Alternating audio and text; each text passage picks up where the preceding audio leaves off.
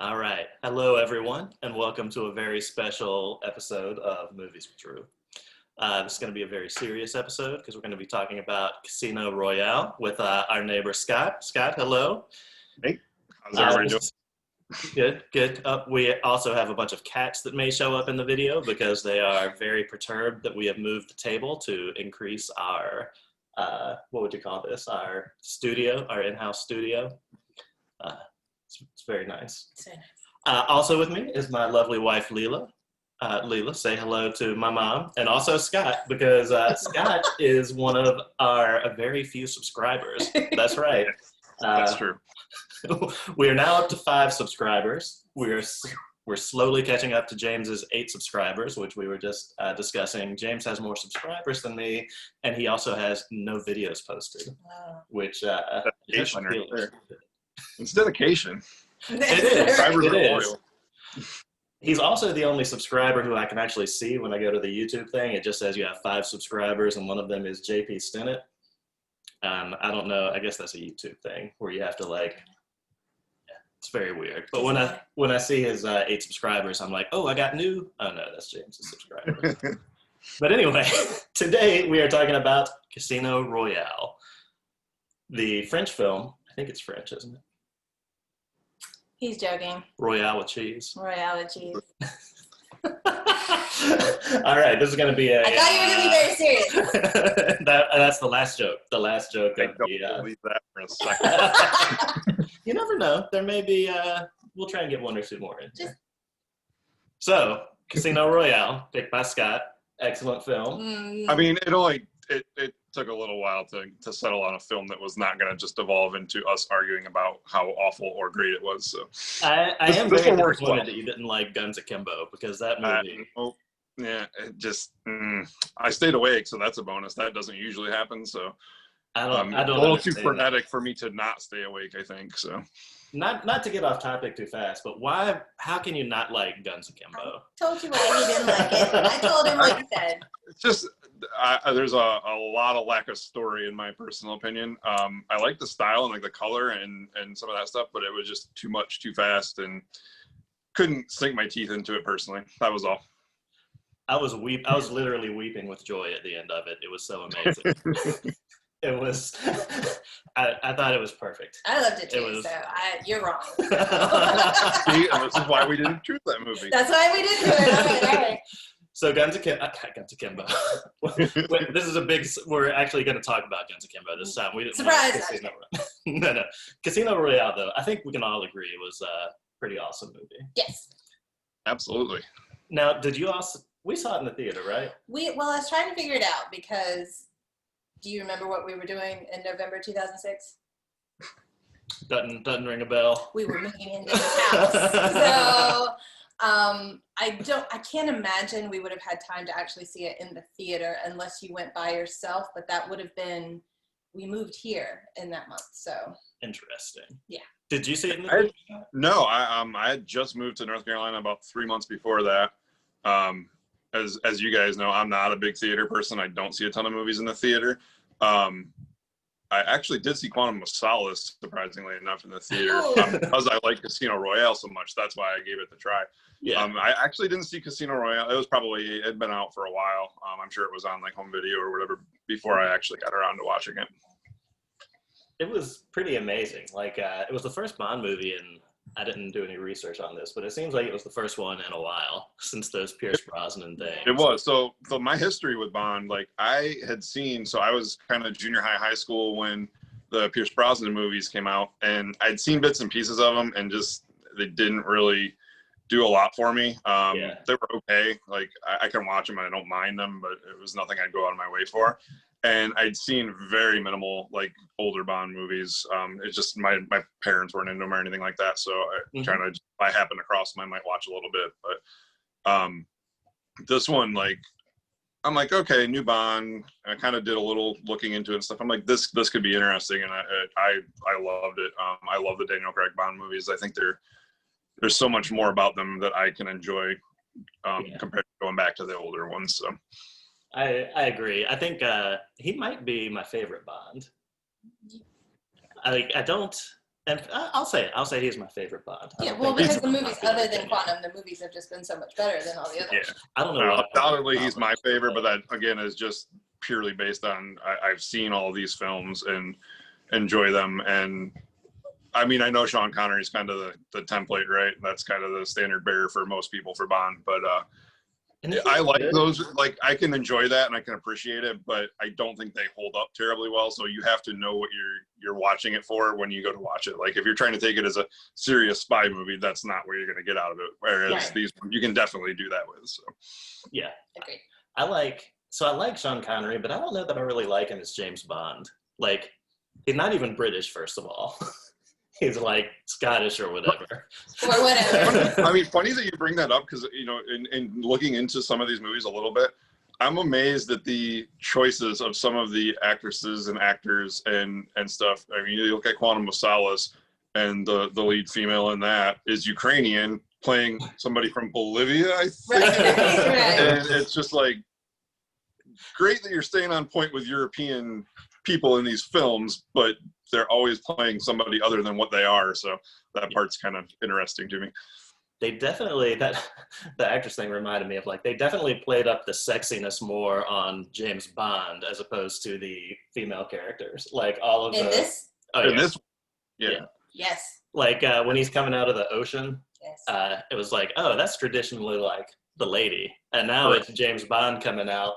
My first note is, why are his nipples so low? His nipples are like... Clearly you paid more attention to that than I must have. I can't tell you because I don't recall looking at his nipples either. They're very... I don't have any immediate for this, but they're very low. Like, usually nipples are in, y'all know where nipples are. Let's move But on. in the movie, he comes out and they're like way at the bottom of his chest. I thought that was odd. I mean, it's funny. There was a lot of debate looking back and doing some research again on this, because I take these things very seriously, by the way. I want to come back here. A lot of people were not happy at all with the choice of him to take on the Bond role. And, it's kind of interesting to see who some of the other possibilities were and that sort of thing. I don't know if you looked at that at all. Possibilities. Henry Cavill. He would have been good. Well, however, but he was they he was thought only he was like too young. 22, right? He's only 22 at the time, and so that's why they kind of threw it out of there. But there's actually a surprising amount of crossover information with superhero movies I found out in researching this, because part of the way that the rights for the movie got done were a trade basically for Sony to get. That's how they got the Spider-Man franchise. Interesting. Doing a deal with MGM to give the Bond movies to MGM, and I can't remember the name of the production company, Eon or whatever it is, that does the Bond films. So yeah, there was a lot of superhero crossover somehow in there. That makes sense. And Daniel Craig hasn't done any superhero movies, has he? I mean, this is almost a superhero movie. Of sorts. Yeah. No. Okay. Yeah, I had never seen. So the only thing Star Wars count? Yeah, it'll count. He was a stormtrooper. Yeah. He got that British accent, stormtrooper. I liked, the only other thing I think I'd seen him in before this was that Layer Cake movie, which I really liked. See, I have no outside Daniel Craig experience before this. Like, I'd never even heard of him. I've probably seen him in one or two other things since this. Well, at least two. Since he hasn't really done a whole lot of stuff besides James Bond. Like, no, it's probably because James Bond movies keep almost killing him. So yes. Well, and they take forever to film. Right. So whenever they're talking about doing a new one and he's like, no, I don't want to do it. Like, I hurt too much afterwards. It's like, man. And then it's like, well, what all does he do? Like, there's stuntmen and stuff. And then watching the opening, like, parkour scene in this, I was just exactly. Yep. Like, right. That's I mean, I don't know what percentage of the stunts he does, but like, it definitely looks like it's really him. It seems pretty high because that's how he keeps getting hurt. But that's one of the things I was going to point out. Right off the bat, you get that parkour scene, which that was kind of a time where parkour was becoming a thing too, and it was a really interesting. But the whole reason that I like these Bond films so much more is just the realism involved and the lack of CGI and all that sort of. I'm a big practical effects guy whenever possible, so I really enjoy that. And it's that opening chase, like that's a patented Bond opening chase sequence. You got to have that in there. only topped by the actual opening sequence of the film before. I really like that too. I don't know how much attention you guys pay to that, but that's a Bond trademark, right? And the whole card theme and the colors and all that, I thought that was cool because again, I remember vividly right after I graduated college and was home for a year or so, 2005, that range, poker was just exploding. So like I think that timed up with this film, and I think that's part of like how it was so successful is like they really tapped into current trends but put it into a Bond film too, which I thought was pretty cool. Oh, yeah. Is this the only opening that doesn't have naked women in it? It's definitely one of the only ones that has kind of jumped from that theme. And what I was reading on it was just because this is kind of a Bond origin point, and establishing the character that he hadn't really gotten to that place yet is how they determined that wasn't going to be part of how they did the opening sequence. Well, and because of the relationship in this one too. I mean, he asked, right. Yeah. Okay. I really liked the intro where he's fighting that dude and he's still sort of getting like beat up, like he's not polished at all. Yeah. And I really like that sort of as the theme is he's the black and white part of the beginning, right? Like it's a clear delineation of you're not really 007 yet. You're getting there. So So I don't know how many times I've seen this movie, but every time when I turn it on and it starts off black and white, I think something's wrong with the TV. No matter how many times and I did it this time too. I always forget, but I love it. Big Wizard of Oz fans. Yes. Yes. What about the opening song, the Chris Cornell song? What'd you think? Yeah, same. It was very cringy. I don't remember it being as cringy as this time. I don't think it was cringy. I just don't think. All of his songs. Kind of a morose mood to begin with, I think, a lot of times. So it's kind of a slow start. Yeah. I don't, when I was watching it this time, it just stuck out as really awful. I was like, oh, I do not like that song. I don't like the way he's singing it. And then I had to Google it, and I was like, is that Chris Cornell? And I was like, yeah, it's Chris Cornell. Yeah. Had to Google it. Oh yeah. I don't know those cool well, as I've recently learned, Drew's more of a hip hop expert, really. That is very true. I know about Fetty Wap. Don't get him started. I know about Fetty Wap. Don't get him started. I don't know much about my cousin Vinny, but I do know about Fetty. Yeah. I would argue that we won't talk about Fetty Wap. We can talk about the baby. No, I don't want to talk about the baby. Or little baby. So Mads Mikkelsen, he was really good too. He was. You got to have the good Bond villain, right? Like, what's a Bond movie without a strong villain? Yeah. What do you think the sweat budget was for Mads Mikkelsen? Like, did he have a sweater? Like, somebody come in and spritz him every now and then? He was so sweaty the whole thing. He was very creepy, yeah. Don't remember him being sweaty. He's just very shiny. Yeah, very shiny, and he just looks so gross. No! Oh, yeah, it was totally gross. I like him, but he's got that weird face. His haircut is very weird, and he just looked. He was so sweet. Well, you apologize. What's the Bond villain without the deformity too? So you got to have the drippy eye blood. And, and all that. So that part was great, and that was a really good touch too. That was like awesome Bond villain. I mean, yeah, that's again. I really love all the callbacks and like the classic Bond hallmarks that show up in here, but the way they're done, I think, like I appreciate it a lot more than the over the top of kind of the older movies too.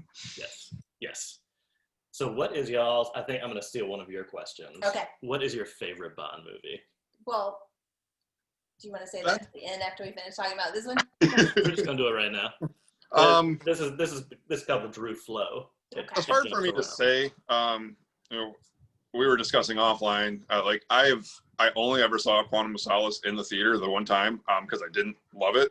I'm now going to go back and watch the rest of the Daniel Craig movies because of this, but everybody loves Skyfall. I know that's a huge one, and I enjoyed it, but I watched it way, way after it came out, and one of those late nights, random, I'm going to watch this and half stay awake for it.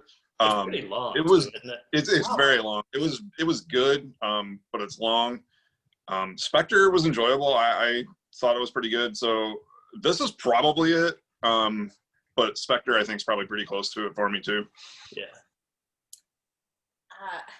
This one is my favorite, but I have another one that I really, really like. I really like License to Kill. Oh yeah. That's the one where Felix gets his leg bitten off by the shark, right? There's definitely a shark in there. I don't remember. I don't know why that part sticks out, but I loved that one. I really liked it. I thought it was fun. Had a good kind of spy plot all the way through it. And I like Felix as a character. I'm getting my timeline mixed. Is that the first Pierce Brosnan one, or no? That's Timothy. That's Dalton? Timothy Dalton. It's the second Timothy Dalton. Timothy Dalton, right? Okay. I like both of the Timothy Dalton ones. I thought I'm not sure I've ever seen those. Again, I own all these movies, and I just haven't taken the time to watch them. They're both good. The Pierce Brosnan ones go down quick. Yeah, no, like Goldeneye was his first one, right? I think so. Was that, yes, yeah, that's correct. Right. Okay. Yeah, I've watched bits. I watched all of Goldeneye, and I think I watched large portions of the other Brosnan ones. But yeah, the CGI and all that, it just gets carried away and really bad. A little too much. He's close enough to who was the dude that played Roger Moore? Like I feel like his movies and Roger Moore's version of James Bond were like pretty much the same thing. Yeah. He was just sort of like a little bit younger. Yeah. I really liked, so this is probably my favorite Bond movie, but I also really liked You Only Live Twice, which was one of the, I think it was like the fourth or fifth one, but it was where it just starts getting like sort of cheesy and campy and like that was fun too. Yeah, like it's not taking right. Like I said, if you know what you're getting into when you go to watch those ones, it's going to be a lot more enjoyable. Like I think the first time I tried to watch one of those, I'm like, all right, cool spy action movie, and it's like, yeah, maybe 40 years ago, but not so much. Well, Dr. No's pretty good too. Yeah, but like everybody the very knows that first one. Yeah, but it's not cheesy at all. No. Maybe my problem was I watched Austin Power movies before I ever watched Bond movies. And that'll just mess you up, man. Yes. So while we're on the subject of James Bond, who's the guy that I always forget? The guy that played James Bond for that one movie? Lazenby. Yeah, George Lazenby. Or George Lazenby. That I did not like that movie. Which? It was Secret Service. I think so. Yes. I can't even remember. I think I've liked all the Bonds except for him. I cannot get behind him as James Bond. Maybe it's because like James Bond falls in love and gets married, and it's just like it's very weird. Yeah. So what's your opinion? I mean, I know there's not a ton of information out there, but moving forward, obviously we have the new movie coming out. But again, Daniel Craig always says, "I'm going to be done with." I think they should get what's his name from The Wire. Idris. Yes. So yeah, when that first came out, he's about too old. You're right. When they first started mentioning that, I was excited. I love Idris Elba. I think everything he does is outstanding, and I thought he would have been really, really good. Yep. So that would have been fun. I'd have been interested to see how they did that. If Daniel Craig is old Bond at this point, they can't bring in somebody that's roughly the same age as he is to start over. It just doesn't make any sense. And I love him. He's just too old. Yeah, I feel like they're going to pull somebody out of left field, and it won't be anybody that anybody's really expecting. I don't want. I'm in the middle. I want somebody that's in their 30s. I don't want some young 20-year-old actor to come in and screw it all up. So, I don't think they would. I mean, it would. They would have to royally screw it up. Yeah, but I don't think they would allow it. But I'm fine if they give it after this one. Give it 5-10 years to let it rest before bringing it back. So, what do you think about like having Michael B. Jordan do it? Is he tough enough? Like, you got to be. I feel like at this point you got to be like. Again, I have never ever been disappointed by Michael B. Jordan anything. Everything is just outstanding to me. So I absolutely love him, and I would have a huge benefit of the doubt. Like, gonna watch it, absolutely. Take on that. I don't know if he'd be good at it. I don't know if it doesn't. That's not a. It's a different one. It's a different personality than he usually displays in anything he's into. So that would be a little tricky, I think. But as terms of an actor, like he's on top of my list right now of people I'm gonna go watch if you're in a movie. Yeah, I agree. He's awesome. What about the guy that's in Tenet? Not Pattinson, but the other guy. Ooh, what if Robert Pattinson was? Nah, I'd watch that. That would be good. I would. You don't like that Robert Pattinson, man? Not a fan. He hasn't caught up to the movie, so. Oh man, he's so good. I'm pretty sure it's going to be somebody like Henry Cavill or somebody like that. as far as bulky British actors that can do it, it's probably going to be him. What if they just went the opposite way and got Vin Diesel to do it? Or I mean, he did Triple X. He could be. I don't know if I can wrap my head around that. Be like, I'm 007. What's up? Just kidding. I'm Vin Diesel. I forget my actor name. I don't think I can see Vin Diesel as anything that's not Dominic. I know, right? Well, Triple X. I thought he was very Yeah, good. No. He was Dominic in Triple X. Yeah, that's fine. Dumb. Whatever. All right. And Bloodshot. He was Bloodshot. Let's talk about Miss Eva. Yes, let's. Yeah. Do you have any media for this one, Drew? Huh? I said, do you have any media for this one, Drew? I do not. I wish I did. Which one was she? She was was she the one that gets killed, or the one that he stays with at the end? Which one was she? Yeah. Oh my God. God. Eva Green is. She's She's the whole reason James Bond is who James Bond is. That's the whole premise of this series of films, is all based around the relationship with her. So yeah, she's good. She's good. In everything. I adore her. I was very, very stoked that she was in this. So I thought she was perfect. So again, another person that I had no clue of before having seen this. So completely new to me, and rewatching it this week, you know, I had told you offline that the scene where she walks into the casino game is just like, my jaw was on the floor. I had to take a moment and catch my breath. She like, when you think of, you know, Bond girls, like, she absolutely nailed it. Like, I think she has all the elegance and all that stuff that you're looking for in that role. Yeah. And especially with this role, the whole premise of, you know, that being the person that James Bond fell in love with and was ready to walk away from everything else for, and all that stuff.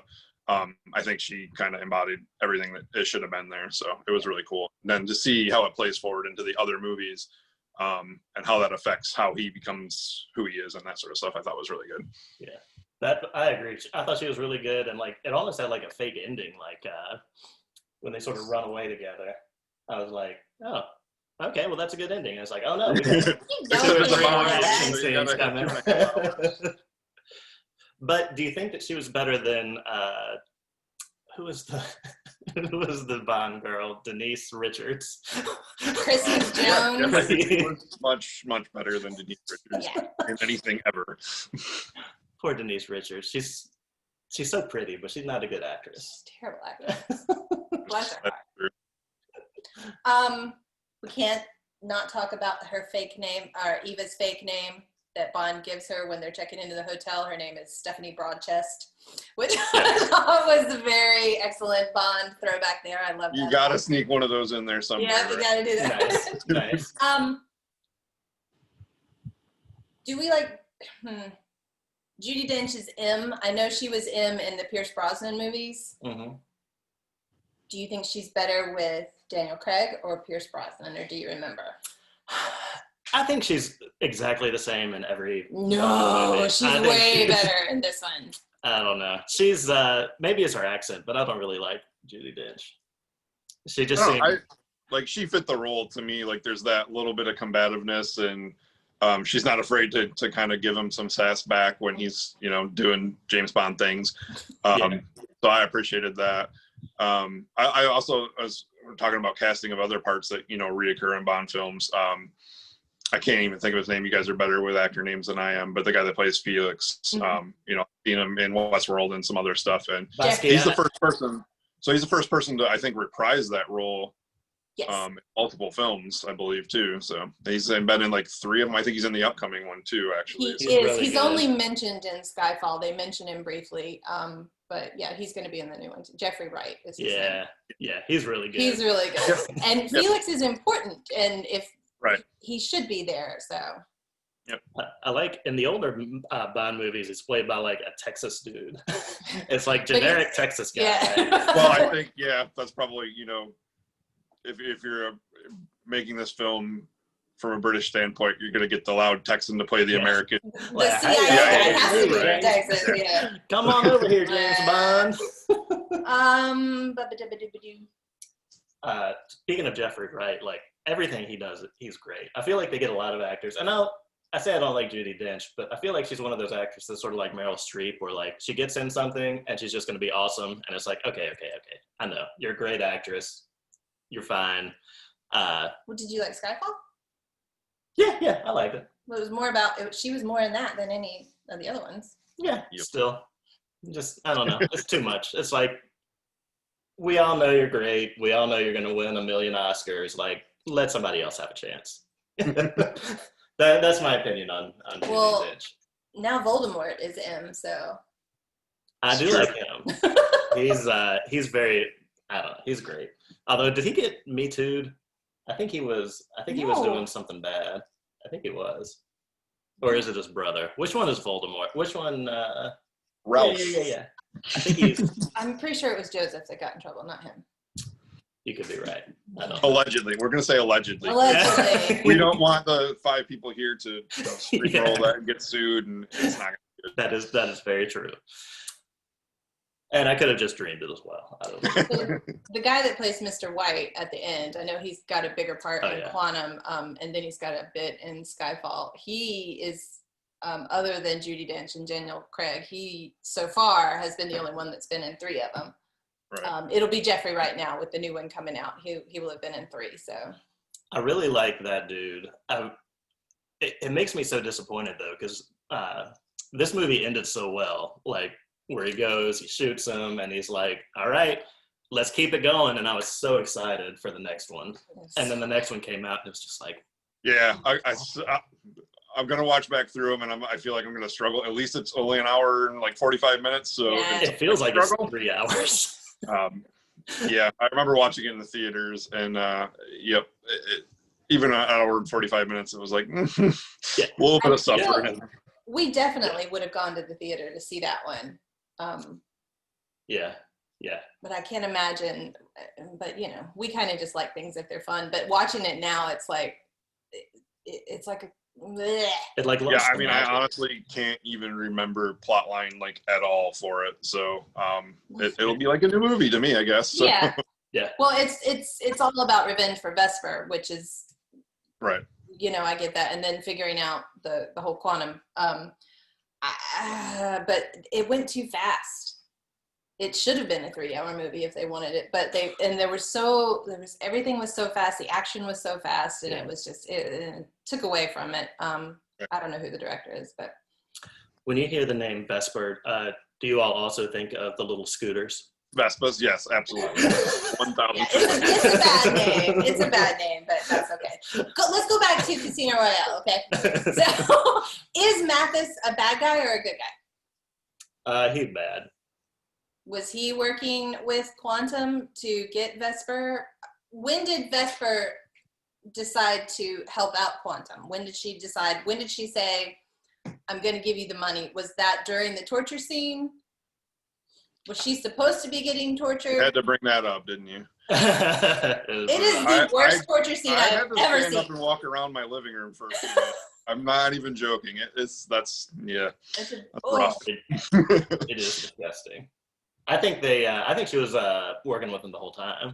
But Mr. White comes out at that point, and then he kills the chief. So,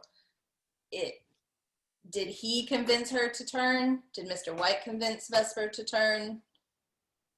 I was under the assumption she was always with him. She was like implanted in her position for something like this. No, because the whole premise is that like she was doing it against her will to some extent. Like, kind of got stuck in that situation, I think.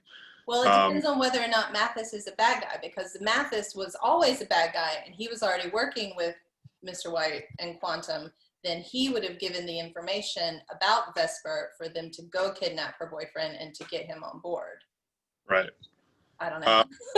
Yeah. I've not given it anywhere near this amount of thought. I don't like the idea that she was bad from the beginning. I don't.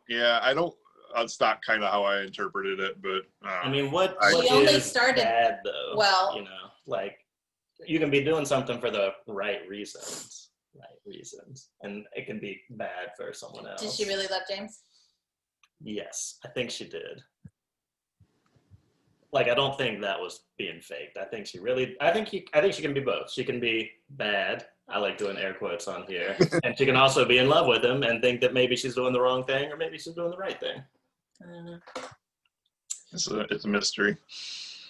One other thing that I had totally forgotten about in this movie is the Italian police chief, Giancarlo Giannini.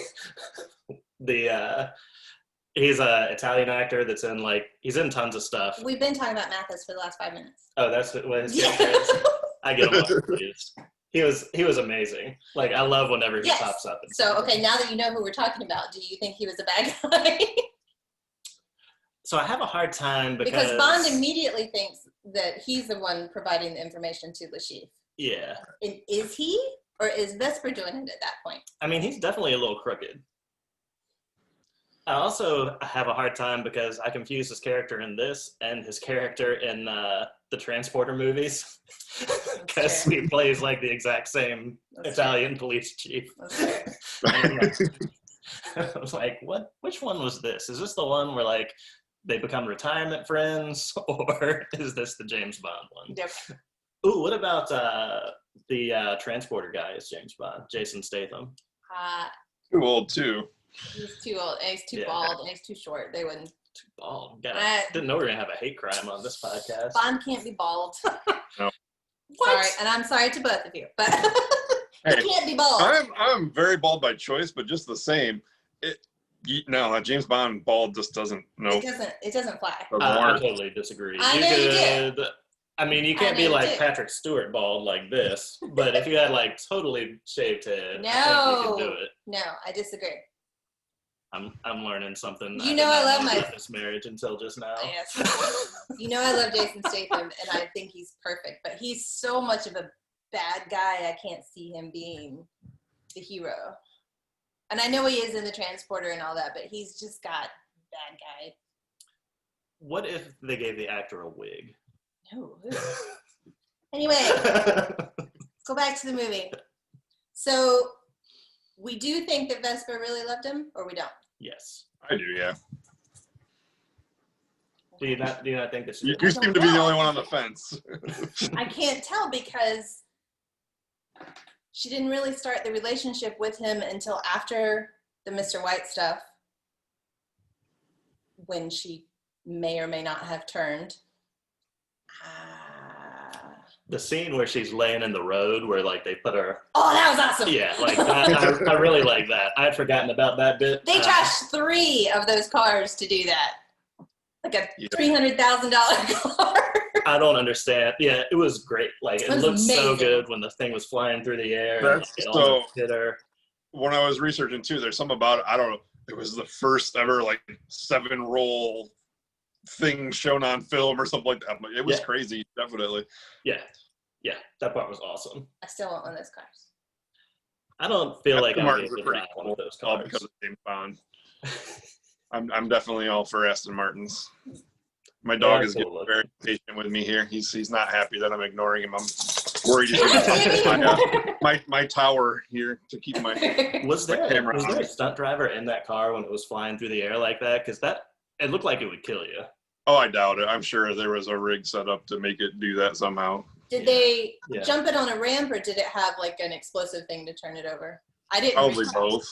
I don't know. I didn't look that far into it, but probably both. I would guess it's to get that many rolls. It's either very happy coincidence or extreme engineering. One of those two things.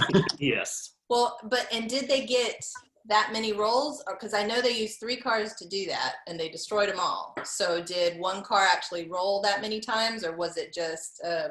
I mean, even in one shot, that thing is rolling a bunch. Yeah. I don't know. It was amazing. It's one of the. I love that. So. Yeah. Yep. Like I said, I really so much of what I loved about this movie was just that how well they did all those typical Bond set pieces, but did it with so much more realism than what we'd been getting before that. And, that's silly out of it.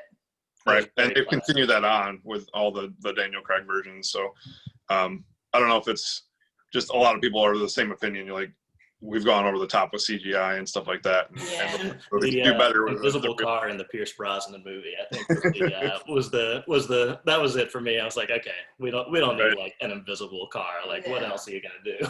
Did you miss Q in this one? That's right. He wasn't in there. Well, unless the guy that came and put the thing in his arm, but he didn't really have any lines or anything. So I like No, that actor. I think because of it's kind of an origin point, and Bond has just become 007 in its early going. Like, you can definitely excuse that part of it. Yeah. Timeline wise, you might come along later or whatever the case may be. Yeah. There wasn't like a focus on like all the gadgets that he was getting. It definitely like that kind of part of the early going part of the process. I think was that he doesn't have the full accessories available to him at that point. Yeah. I feel like the new Q has too many teeth. Like, he has a very British mouth. You know what I mean? Like, it's just like too many teeth in there or something. When do you ever see him smile? I don't know if you see him smile in this, but he's been in some other things. I'm always like, oh, it's that guy. Okay. he has a very, like, he's one of those people you look at and you're like, oh, that dude's British. Okay, I want one more thing, going back to Vesper. After she is gone, when Q is talking to M on the phone, and he's talking about Vesper being gone, and he says the bitch is dead. It bothered me. Turns out it's from the book. So, yep. I actually, because bothered me, but it also turns strong. It turns him into Bond at that point, right? Right. Okay. Interesting. I didn't read the book, so. Yeah, I've read none of the books, but yeah, it's a very standout line. Like, it catches your attention for sure. But I think it again, like, that's where the like kind of callous layer that gets developed, where women are objects to him from that point on. Up until Spectre. Right. I don't remember. But I like Spectre. I'm glad they the Spectre thing was they couldn't get the rights to Spectre for a long time, and that's we can talk about that when we do Spectre. But it was I was glad they got Spectre. I'm glad they got that chunk back in there. Yes. Well, we'll see what they do with it with the next movie, but yeah. Only other question: what's your favorite theme song? So this is definitely my least favorite. I think my most favorite is either The Living Daylights or View to a Kill. I think both of those are really good. Yeah, View to a Kill is a good one. I can't think of a ton of them off the top of my head, but I more associate artists, I guess, than what songs and what movies were which. What was the Paul McCartney one? Live and Let Die. Live and Let Die. Oh, well, yeah. That's I love that song. That song, to me, for whatever reason, like, Bond is secondary to that, I guess. Like, I think of the song before I ever think of a Bond film being attached with it. But I don't know. Again, since most of my time has been spent with the more recent ones, I don't know. I know everybody loved Adele for Skyfall, and it's good. But if you like Adele, I guess this one wasn't good. That's for sure. Yeah, I can't even tell you who did the one for Quantum of Solace. I don't remember who was the one for Spectre too. I'm trying to think because Taylor Swift. No, Sam. No. Yeah, I know who you're talking about. I can't. Sam Smith. Sam Smith. Correct. The Writing on the Wall is the name of that one. Right, and then is it William Eyelash doing the new one? I believe. Yes, it is, and I don't know that I like it very much. I haven't heard it. I just remember. Oh, they made a big splash when she released it. So. Who is your favorite? What song is your favorite one? It's The Living Daylights because it's Aha, but. Oh yeah. That's always gonna be my favorite song. Yeah, that is a good one. Shocker. I was so happy for them when they got it. So yeah, no, that one's my favorite. I also really like GoldenEye because it's Tina Turner. But that was a really good song. Yeah. But I'm all about the video game when it comes to GoldenEye. That's my whole background knowledge for everything GoldenEye is based on that game and the countless hours spent at other people's houses playing till ridiculous hours of the night. Oh yeah. No short round. No short round. Not short round. Cheating. It's cheating. Yes. Not short round. What's that guy's name? Do they call him short round? No, why can't I think of it now either? I don't know. Yeah, I don't know. Anyway, Odd job. There we go. So Odd job cheating. On that note, Bond had a force field, so nobody was allowed to use Bond either. Yes. Do we cover everything? Has Casino Royale been officially discussed? We all agree it's great. Oh yeah. It's I would definitely. give it. What would y'all give it out of 10? 10? Mm-hmm. Oh. I will give it a 9.5, only taken away because the theme song was so bad. That's fair. I'd say 8 to 9, somewhere in that range. Like, it's not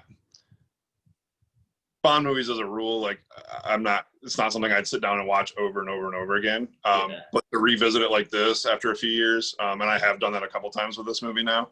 I always enjoy it when I watch it. It's a very good movie. In my whole pantheon of films, it's not going to be one of my all-time favorites, but as far as Bond stuff, I really, really enjoyed it. Yeah. I think I've seen this one more than I've seen any other Bond movie, multiple times. It's very rewatchable. I don't know anything about poker either, so. You don't even really need to know. I don't know what they're doing. So the problem is, if you do know something about poker, the problem with it is it's very contrived. Those hands are not going to play out the way they did. Like the last hand that settles the game. I mean, come on. Those are like 4 of the best hands you could possibly have. Nobody's getting those all in the same hand. It just doesn't work that way. Yeah, I think I like that they sort of very briefly alluded to Le Chiffre's like a knowledge of the mathematics and stuff and like calculate the odds, but it's so brief. Like if you truly were a good card player, that's the most important part of it. Well, that's his whole shtick too, is that he can do the math for the stocks, and that's why he steals all the money. We didn't even talk about the stupid plane plot. It was not stupid, but how they were going to blow up the plane and make the stock go down, and that's how. Yeah, was that Richard Branson in the airport? Did you guys see Richard Branson in the airport? Apparently, he's a big James Bond fan, so they put him in there. Nice. I went by so fast, and I was like, "Wait a minute, what?" Yes. The plane was ugly. The plane was hideous. Mm-hmm. Yes. That was a very weird scene. Like the runway fight. Like I liked it, but it just felt weird. How so? I don't know. Like they're in that weird. The truck that dude is driving is weird. Fuel truck. Fuel truck, right? You know how much speed? It made me feel uncomfortable. I was like, do you have to be certified to drive one of those? Like how? Yeah, like what sort of license do you need to drive one of those trucks? A license to kill probably would cover it. I don't know. I mean, they probably have to be like certified to do hazardous materials if it's a fuel truck. Like, well, maybe he was. We don't know much about him. Yeah, and I did like when he got blown up. That was cool.